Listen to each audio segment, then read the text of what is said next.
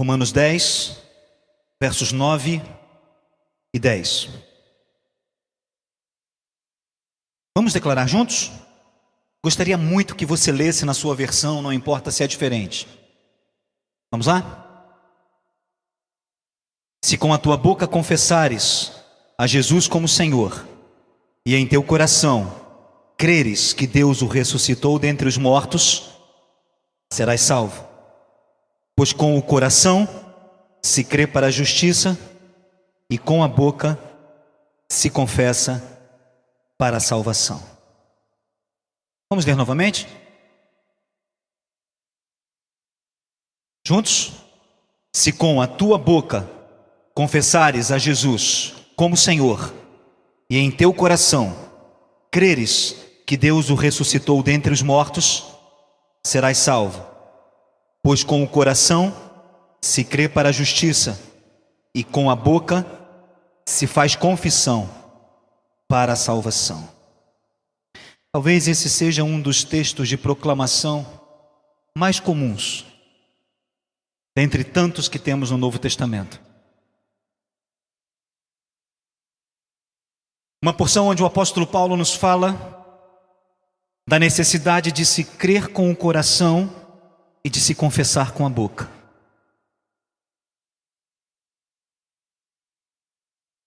Tudo que temos tratado neste tempo sobre mudança de pensamento, tudo que temos tratado neste tempo acerca de termos a mente de Cristo, se já ressuscitamos com Ele, então devemos pensar nas coisas que são de cima e devemos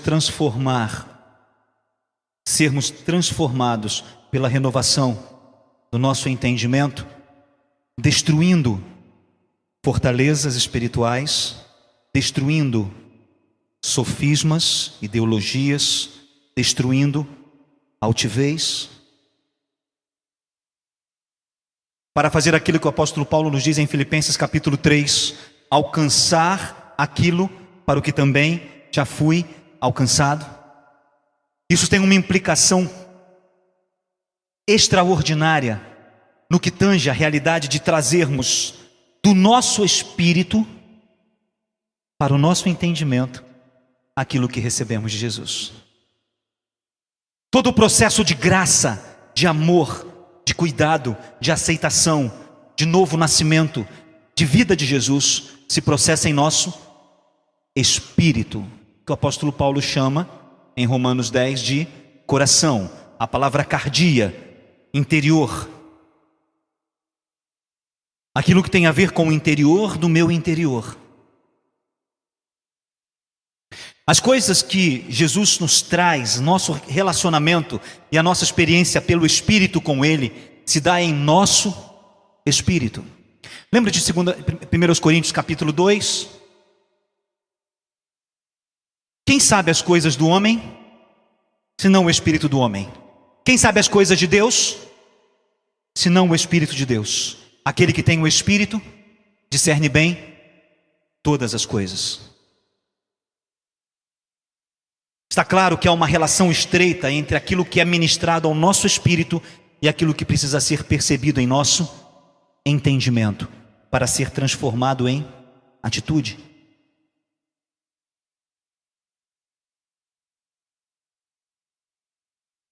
Não há instantâneos, não existem imediatos. Existe um processo contínuo de apropriação, onde eu tomo para mim e entendo e procuro viver aquilo que já me foi dado por Cristo Jesus, aquilo para o que eu também já fui alcançado, e eu me empenho para alcançar isso e trazer para a minha forma de viver.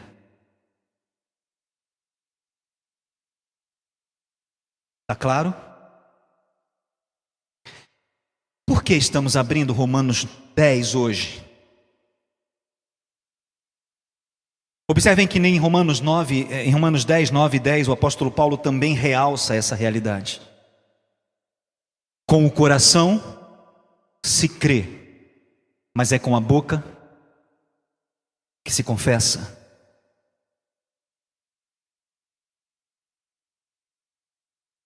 O que é uma confissão?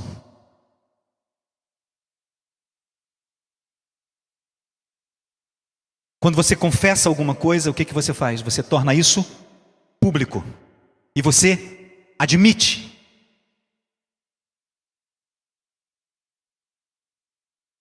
O processo de admissão, de compreensão, implica elementos que estão relacionados à experiência do pensar, de refletir. A gente conecta a reflexão ao pensamento, né? E é extremamente metafórico. A capacidade de você desenvolver um pensamento, de você refletir aquilo que pensa, de forma de se pensar. O apóstolo Paulo diz que aquilo que você crê no Espírito, no coração, você confessa com a boca. Com o coração, você crê para a justiça. Com a sua boca, você se apropria para a salvação. E nós às vezes estamos tão acostumados com esses termos, né? Que são eminentemente evangélicos, né? Parece que fazem parte do contexto da igreja, da vida, bíblico, né? Essa linguagem própria, essa metalinguagem que é nossa. Salvação, a gente já pensa em vida eterna. Salvação, a gente já pensa a gente no céu e tudo acabado e tudo pronto. Mas não é disso que o apóstolo Paulo está falando. Quando ele fala de confessar com a boca, ele fala de admissão pública, de coisas que manifestam uma atitude, gesto, posição. Hoje de manhã nós compartilhamos isso, aí a Regiane trouxe um exemplo interessante de alguém que estava prestando um depoimento e ele negava estar presente no lugar.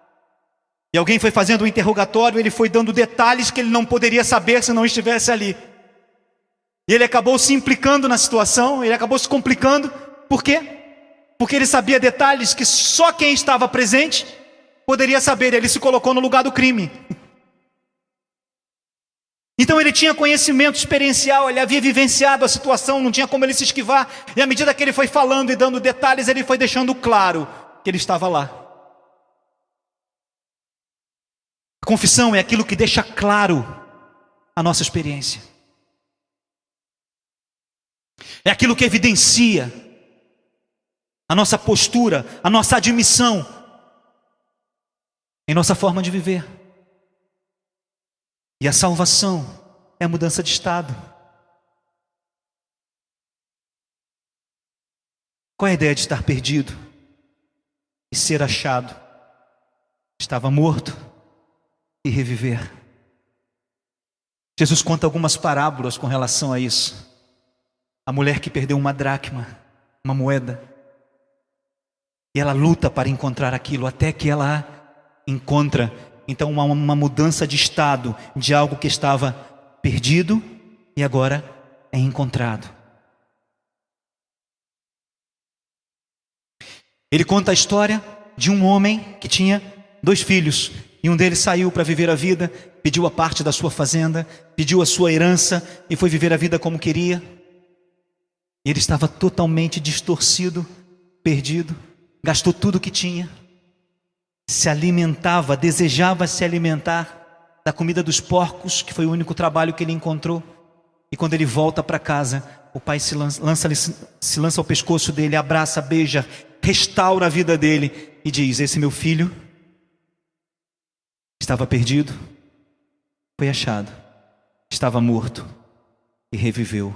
A ideia de salvação é alguma coisa que muda o nosso estado. Não é uma mudança de estado quando partirmos desta vida. É uma mudança de estado agora. Não é mais perdido, é achado. Não está mais morto, reviveu. Quando o apóstolo Paulo trata disso em Efésios capítulo 2, depois você quiser abrir o texto e conferir, ele diz que nós estávamos mortos em nossos delitos e pecados. E ele vai começar a descrever como era o estado da gente sem Deus. Éramos por natureza filhos da ira, escravos dos nossos próprios desejos e dos nossos próprios pensamentos, da nossa própria carne. Vivíamos fazendo a vontade da carne, a vontade do príncipe das potestades do ar, vivendo movidos pelo Espírito que opera nos filhos da desobediência.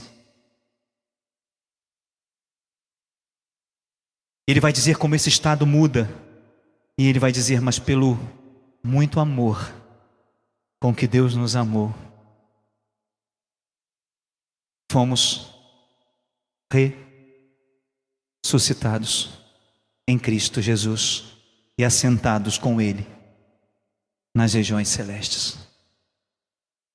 Dá para entender a mudança de estado? Se a confissão fala de algo que você vivencia, e com a boca se confessa para a salvação, para a mudança de estado, com o coração se crê para a justiça, para a transformação de algo interior.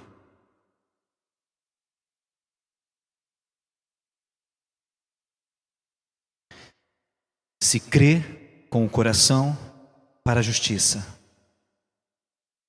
se faz confissão com a boca para a salvação. Creio em meu espírito, isso me muda por dentro, então eu me aproprio disso e mudo por fora.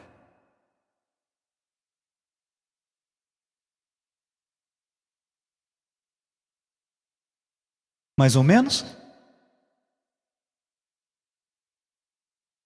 Vamos tentar de novo? Estou vendo uns rostinhos assim com uma interrogação em cima.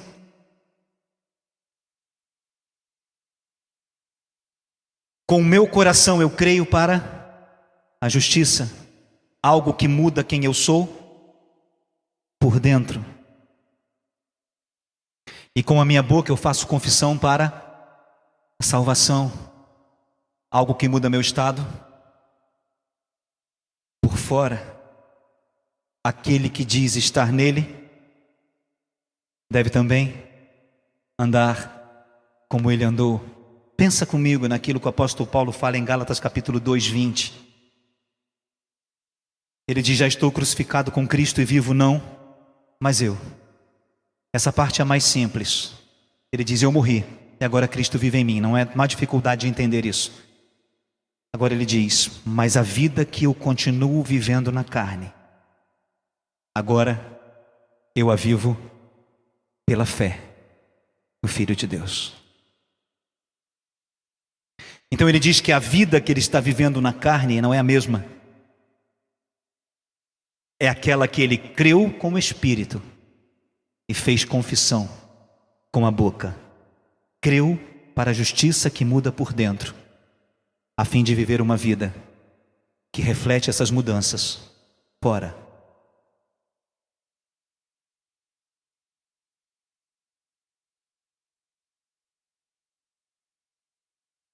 Esse é o processo, e essa é a perspectiva mais extraordinária para mim do Evangelho. De fato, a salvação é um presente, mas é um presente do qual eu preciso desfrutar.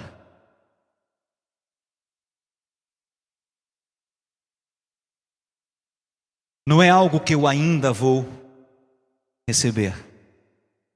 É algo que já está em mim.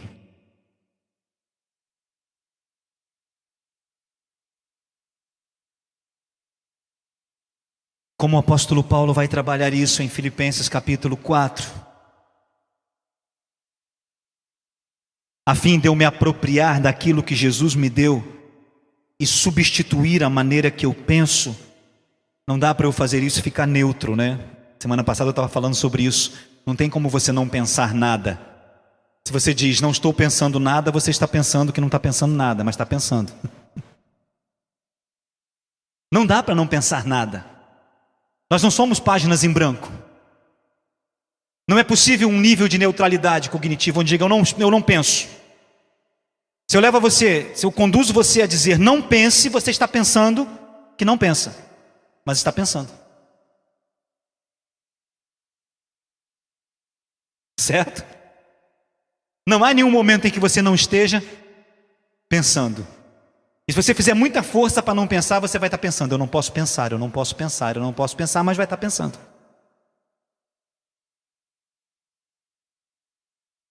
Então o apóstolo Paulo mostra como que é possível mudar um pensamento. Só é possível mudar um pensamento quando eu coloco o outro no lugar. Eu só consigo arrancar um padrão de pensamento quando eu me relaciono com outro padrão. Então o apóstolo Paulo vai nos compartilhar isso que está em Filipenses 4:8. Qual padrão deve ocupar o nosso pensamento? E já trabalhamos nas 2 últimas semanas isso. Estamos nos 2 últimos pontos, mas vamos dar uma retomada rápida. Devemos pensar no que é verdadeiro. A palavra verdadeiro vem do termo grego aletes, que significa sem dissimulação, com sinceridade. E já explicamos o que é um pensamento que dissimula. Como que a gente consegue tornar um pensamento fracionado. Como a gente consegue embarcar em pensamentos que não nos levam a lugar nenhum e que na verdade distorcem aquilo que nós sabemos que não é.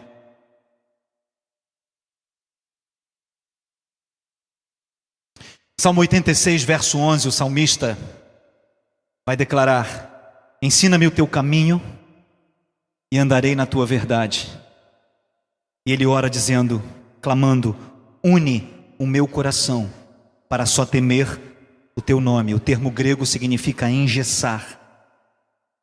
Significa que o coração, que o pensamento está fraturado, partido. E é acerca disso que o apóstolo Paulo fala. Um pensamento íntegro, não íntegro no sentido de caráter, mas íntegro no sentido de estar inteiro.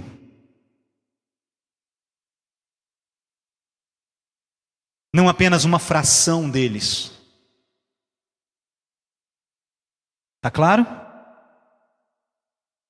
Devemos pensar no que é verdadeiro.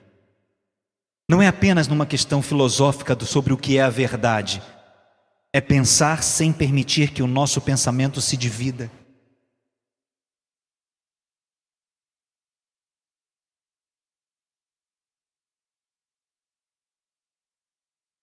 Na carta de Tiago, ele vai trabalhar isso como falamos na semana passada. Não pense o homem que tem coração dobre que alcançará de Deus alguma coisa. E o coração dobre é aquele que sabe o que tem que fazer, mas não sabe o que tem que fazer. E isso é um pensamento dissimulado.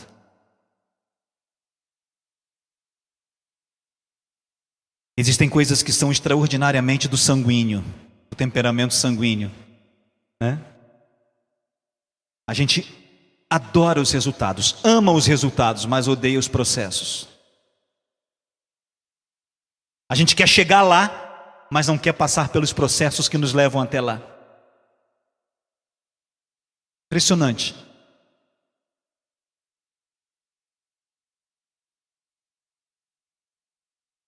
Outros temperamentos têm as suas outras dificuldades com a mesma natureza, com o mesmo traço, que envolve processos de dissimulação, de pensamentos partidos, de coisas que não se completam.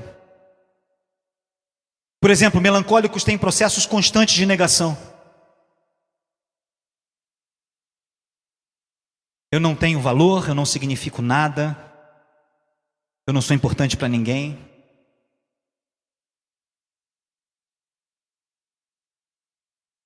Coléricos têm processos punitivos. Impressionante o temperamento colérico. Para mim é o mais fantástico de todos eles. Eu admiro coléricos.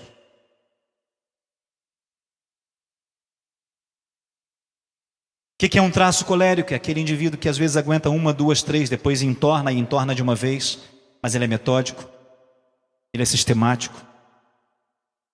As coisas têm que ser do jeito dele, ou é melhor que não sejam.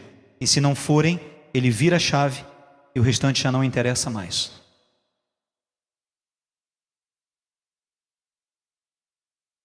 Não dar valor ao que é importante também é um nível de dissimulação.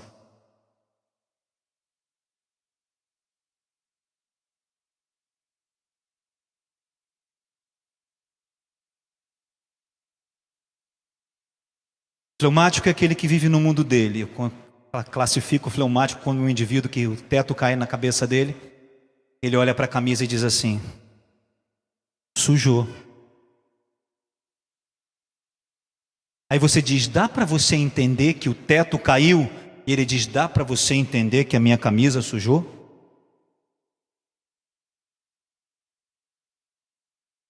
Isso também é um tipo de dissimulação. Quando você mergulha no seu mundo, nos seus valores e nas suas importâncias. Já ouviram uma musiquinha popular brasileira que tem um verso que diz: os outros são os outros e só? Já ouviram? Os outros são, os outros são, os outros são os outros e só. Os outros são só os outros. Lucas conhece. Oi? Com certeza. Tudo que é honesto, sêminos, tudo que age com honra, tudo que consegue manter o que é respeitável, olhar o outro como superior a si mesmo, respeitar as suas diferenças, os seus tempos, as suas peculiaridades. Os outros não vão ser o que nós queremos que eles sejam.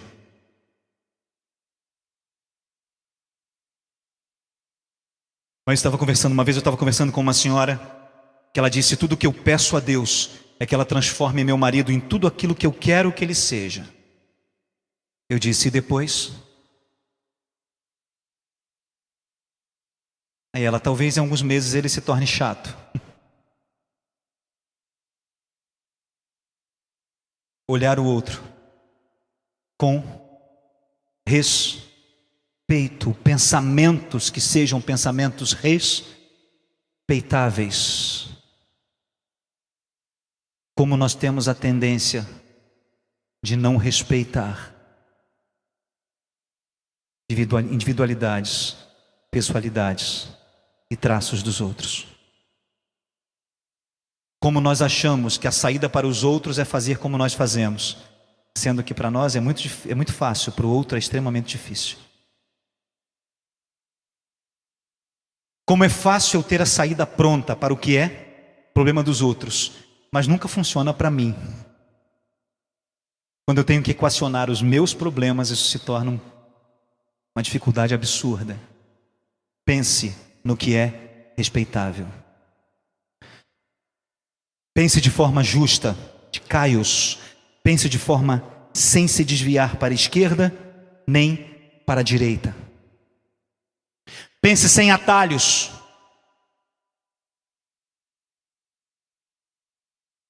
Como nós temos tendência a pensar com atalhos. Como nós queremos atalhar as coisas para que elas se tornem mais fáceis. Como nós tendemos a não enfrentar as situações por causa de um pensamento dissociado. E a gente, ao invés de enfrentar a situação, a gente corta a volta. E o problema está sempre no mesmo lugar. Protelamos, desviamos, contornamos e não resolvemos.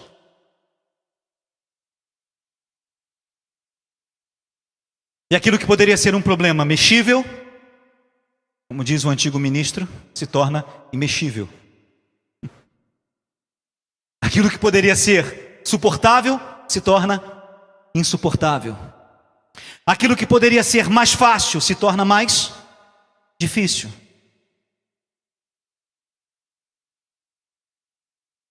E aquilo que era uma ferida no canto da unha se torna um cancro. Porque a gente desvia, a gente alivia, a gente corta a volta. O apóstolo Paulo diz que nós temos que ter um pensamento que não se desvia. Estou passando rapidamente porque já tratamos disso em 2 domingos. Tudo que é puro, Hagios, vem da expressão hagios, santo, separado, da ideia daquilo que não tem mistura. Pensamentos misturados são extremamente perigosos. Eu começo pensando A, termino pensando B, achando que é a mesma coisa, mas não é. Alguns ditados populares são engraçados, né? Tipo, conhaque de alcatrão não é catraca de canhão, focinho de porco não é tomada. Quando a gente pensa misturado, é isso que a gente faz. A gente acredita dentro da gente que aquilo é, mas já não é. E pra gente, continua sendo. Impressionante, né? A gente pensa que aquilo é, mas aquilo já não é. Mas a gente pensa que continua sendo. E aí o pensamento fica misturado, mesclado.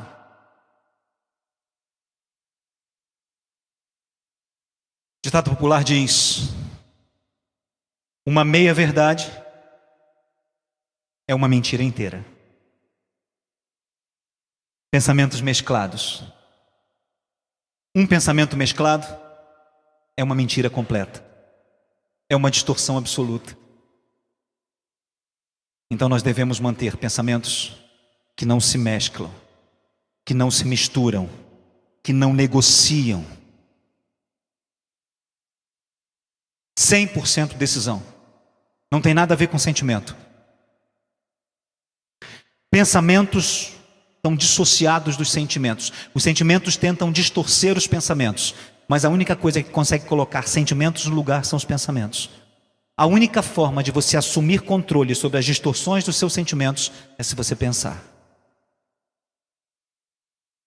Não há outra forma. Para colocar cabresto nos sentimentos que parecem incontroláveis, só com pensamentos. E não é uma questão de disciplina, é uma questão de fruto do Espírito. Domínio próprio. É desfrutar do que o Espírito traz ao meu espírito e possibilita que o meu eu desenvolva capacidade de ter autoridade sobre mim mesmo. De dizer ao meu sentimento, para o cantinho da parede, moço, só sai daí quando eu mandar. Isso é impossível. Não é. Isso é bíblico e é profético. Porque domínio próprio é krateia, ego, eu, kratos, autoridade, capacidade que eu tenho de dizer a mim mesmo. Capacidade que eu tenho de ter autoridade sobre mim mesmo, inclusive sobre aquilo que eu sinto. Como eu controlo o que eu sinto? Por aquilo que eu penso.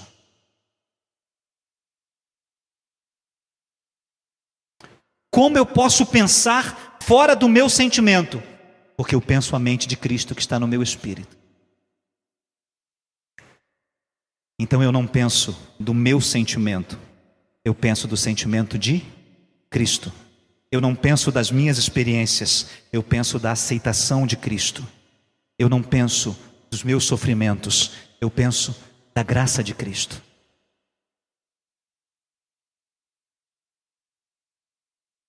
Sabe o que pensamentos sem mistura fazem?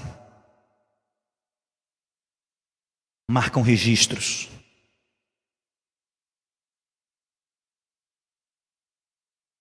É a diferenciação entre o que eu era e hoje sou. E é a diferenciação entre aquilo que eu não vou poder mudar para trás, mas eu posso mudar para frente. Deixando as coisas que para trás ficam, prossigo para frente, para o alvo, para alcançar aquilo para o que também já foi alcançado, para trazer a verdade de Deus que está em meu espírito para a minha forma de pensar, a fim de colocar cabresto no meu sentimento. Esse é o Evangelho de Jesus Cristo, pleno.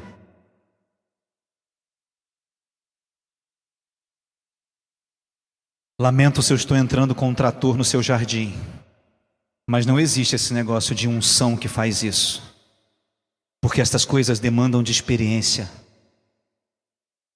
E quando o apóstolo João diz que nós temos a unção, ele diz que ela nos ensina todas as coisas. Então ele evoca os processos de aprendizados e não as coisas instantâneas. Pensamentos e sentimentos precisam ser substituídos e o Espírito nos ensina como fazer isso. Eles não inexistem, eles são retirados. Eles não desaparecem, eles são removidos.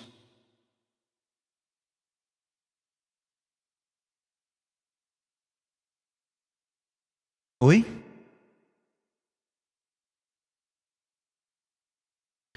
Esses pensamentos distorcidos, eles podem até vir, mas você tem que mostrar para eles o caminho da rua.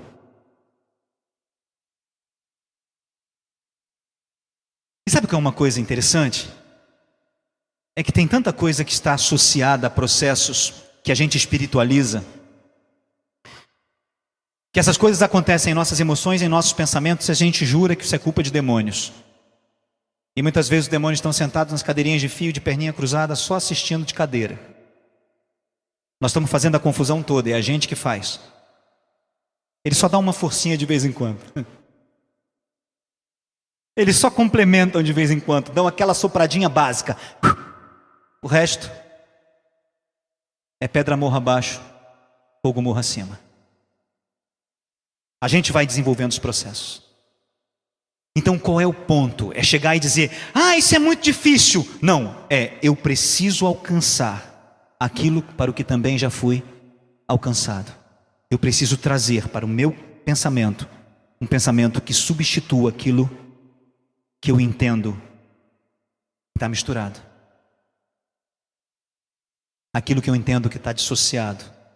Aquilo que eu entendo que está atalhando.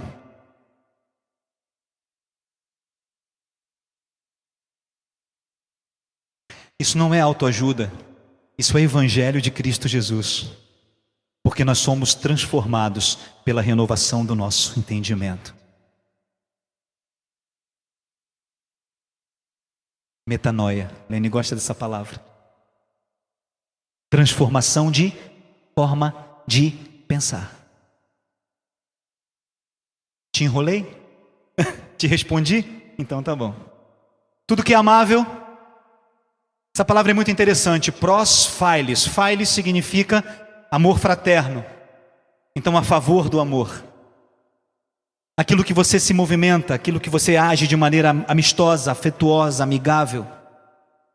Contrária às amarguras, contrária à rejeição, contrária ao sentimento de derrota. Amável, afetuoso. É gostoso pensar com afeição. É gostoso tirar o melhor. Algumas experiências de criança para mim foram muito marcantes. Houve um período que meu pai trabalhava com gado de leite. Foi uma fase muito difícil para a gente. E a gente conseguia no supermercado sobras das frutas, daquilo que estava vencido, trazia para dar comida ao gado. E às vezes mais da metade do mamão estava perfeito. Tinha apenas um pedaço apodrecido. E a gente cortava o pedaço podre e aproveitava o que era bom. Isso aí é prosfile. É você aprender a tirar o que é bom, mesmo que tenha alguns pedacinhos que estejam podres. Mesmo que tenha alguma coisa que não seja boa. Aprender a tirar o que é bom. Aprender a olhar, valorizando os pontos que são positivos. Esses dias eu vi um vídeo interessante, já comentei com vocês na internet. Já viram um ratinho preso debaixo daquele... Como é que chama? Daquela mola da ratoeira? Aí o ratinho está lá, preso debaixo da mola da ratoeira. Daqui a pouco começa a tocar aquela música do rock. Pam, pam, pam, pam, pam, pam, pam. E ele começa a fazer exercício com a mola da ratoeira. Já viram? E aí o dito embaixo diz: aquilo que não te mata, te torna mais forte. É aprender a olhar as coisas com o lado bom. É entender que sempre há uma graça de Deus em alguma coisa que você não consegue enxergar. Sempre haverá uma oportunidade naquilo que você não consegue ver que é bom. Sempre haverá uma chance de crescer. Sempre haverá uma chance de caminhar. Sempre haverá uma chance de perdoar. Sempre haverá uma oportunidade de fazer diferente. Se você escolher olhar o podre, fica muito difícil. Olhe o lado bom. Tire as lições.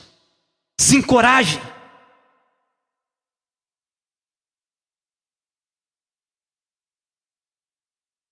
Eu ainda era adolescente, ó, que isso faz tempo. Ó. Isso faz tempo. Eu lembro de um filme que tinha um cientista. E o menininho era um cientista, era um gênio. E ele tinha criado uma máquina que fazia alguma coisa lá que eu não lembro o que era. Eu sei que ele chegou no laboratório e tinha umas sementes de abóbora, umas sementes de frutas e tal. E os meninos disseram: vamos jogar isso aqui fora. Ele disse: não, não, não, não. E os meninos disseram: por quê? Isso aqui são só sementes. Ele disse: não, isso aqui são possibilidades. Já falei isso algumas vezes para vocês.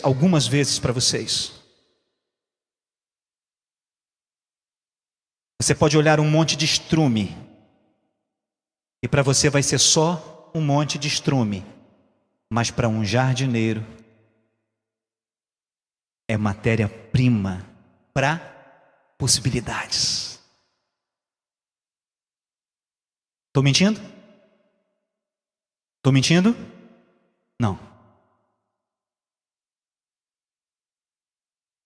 O que eu olho e digo: cocô de boi.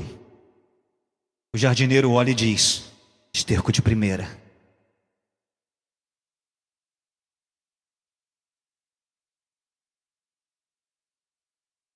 Não é assim? Pense numa pessoa que tem dom para artesão, uma Adriana da vida. Você está caminhando, você vê um pedaço de galho que você joga, você é um pau podre. Ela vem atrás de você e fala: não chuta meu abajur. Porque ela já viu no pau podre um abajur. Para a gente é um pedaço de pau podre. Para um artesão é um abajur. É uma possibilidade. Pensar de forma amistosa, afetuosa e amável é aprender a olhar cocô como adubo, pau podre como abajur.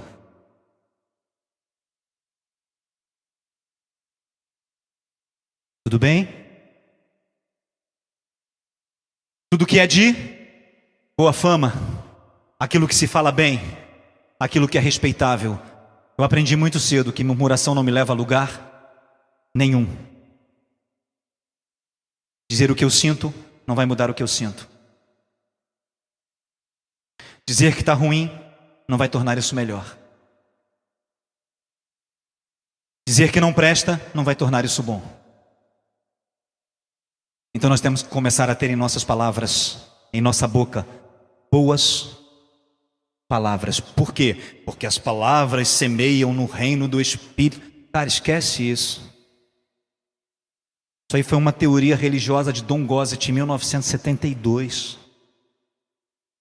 Porque nós somos semelhantes a Deus, e como Deus criou pela palavra, quando eu falo, eu projeto no reino do Espírito uma semente espiritual, e a minha palavra vai transformando, vai mudando. Para, viaja não.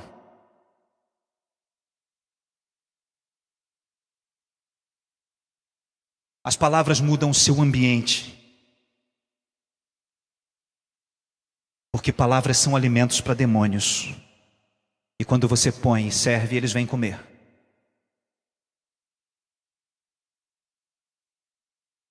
As palavras não mudam nada. Palavras atraem graça ou juízo. Nós seremos medidos por aquilo que nós falamos, e nenhuma das nossas palavras estão perdidas. Delas nós daremos o quê? Conta. Uma vez eu ouvi uma ilustração dizendo que as palavras são como um saco de penas que você solta no alto de uma montanha no dia de ventania. Nunca mais você vai conseguir recolher todas as penas. Cuidado com a sua boca. Porque a sua boca fala do que o seu coração está cheio. Pensamentos que vão trazer à sua boca boas palavras. Boas palavras são capazes de mudar o ambiente ao seu redor. Não vão semear nada no reino do Espírito. Não vão semear nada. Pode parar.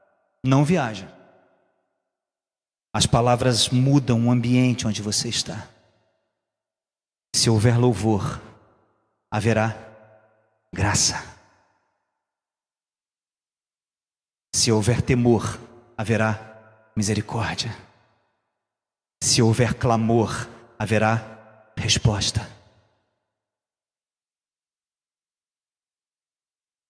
Se houver murmuração, tudo fica como está. Ou piora. Já tratamos um pouquinho disso na semana passada, e a gente precisa terminar. Esses dois últimos vamos tratar hoje. Se há alguma virtude, o termo grego arete, se há alguma hombridade, se há algum valor, pensar aquilo que tem valor. Às vezes nós ocupamos boa parte do nosso pensamento com aquilo que não vale nada. Aquilo que não vai produzir nada. Aquilo que não vai gerar nenhuma mudança em minhas atitudes. Pelo contrário, aquilo que vai alimentar mais ainda meus estados de pensamentos e dar mais ainda alimento para os meus sentimentos crescerem. Pensamentos que agem com valor, com excelência.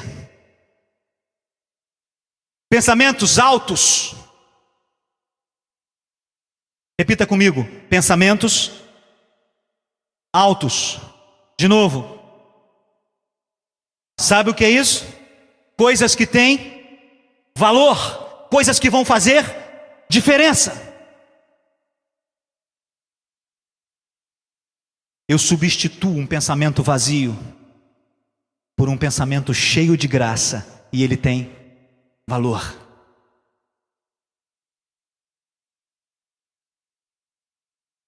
Eu substituo um pensamento de miséria por um pensamento de misericórdia, e isso tem valor.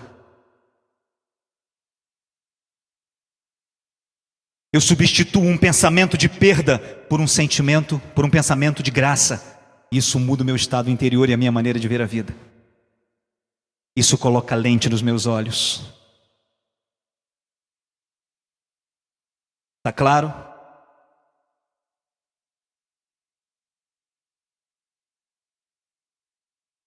Se há algum?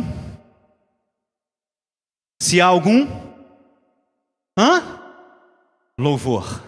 A palavra epainos. Se há alguma coisa de que se pode falar bem,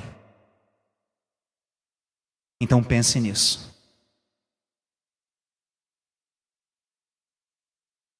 Se há alguma coisa que enche a sua mente de coisas em valor, de coisas elogiáveis, de coisas de qualidade, isso seja o que ocupe o seu pensamento. E isso não é autoajuda, isso é Evangelho de Cristo Jesus.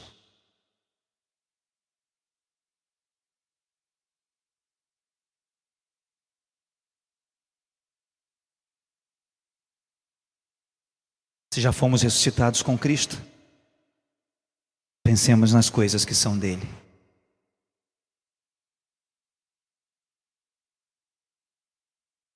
Por que escolher pensar o que não produz nada?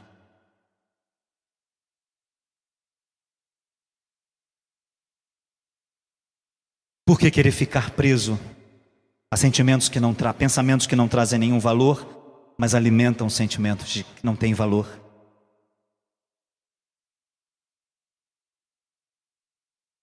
Por que estar preso no desvio, na dissimulação, na duplicidade de pensamento? Se a gente pode pensar no que é verdadeiro, no que é puro, no que é reto, no que tem valor.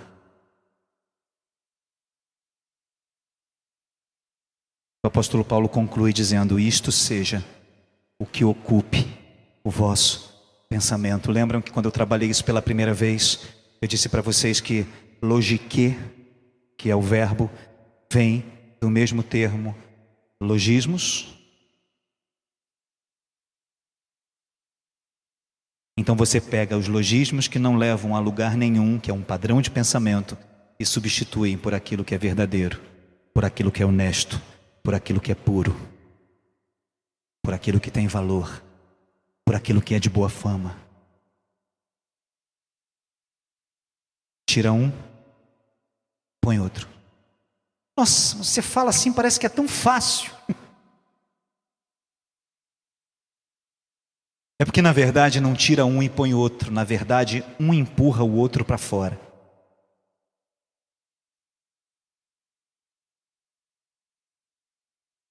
À medida que você começa a pensar no que é bom, o que não tem valor vai embora. À medida que você começa a pensar sem mistura, o que é misturado vai embora. À medida que você começa a não atalhar as situações, o medo de encarar as situações vai embora. Então você pensa um para tirar o outro.